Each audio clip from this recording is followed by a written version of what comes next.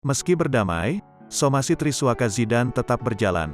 Andika beber fakta, kangen band gak cuma gue ucap Andika.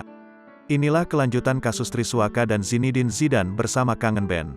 Sebelumnya, publik sempat dibuat ramai dengan video parodi Triswaka dan Zinedine Zidane yang menirukan Andika kangen band.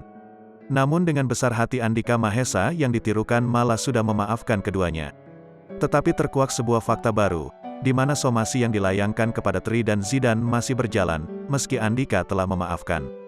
Tak ingin salah paham berkelanjutan, ia pun menjelaskan mengapa somasi tersebut masih berlaku bagi Tri dan Zidane. Rupanya itu berkaitan dengan anggota kangen band lainnya. Kalau soal somasi, kan kangen band bukan cuma gue sendiri. Kangen band kan ada 7 orang. Kalau misal gue memaafkan tapi yang 6 enggak, nah ini jadi permasalahan, ungkap Andika kangen band dilansir dari YouTube Kui Entertainment, Kamis tanggal 5 Mei tahun 2022. Dari pernyataan tersebut, terkuak 6 personil kangen band lainnya masih tak terima dengan aksi Tri dan Zidane. Andika sendiri sebenarnya menanggapi permasalahan ini dengan santai dan tak begitu peduli.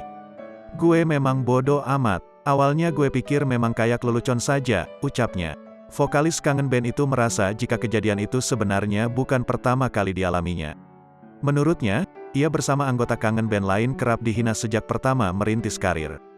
Gue sudah santai saja, yang kayak gitu mah gue sudah ngelotok. Apalagi setelah gue lihat, ia masih anak-anak kemarin sore lah, terangnya. Yang menjadi fokus Andika kala itu adalah kondisi Tri dan Zidane yang terlihat seperti mabuk saat membuat video tersebut. Ya gue cuma perhatiin gitu, ini mabuk apa enggak? Kan matanya beler-beler gitu, tandasnya.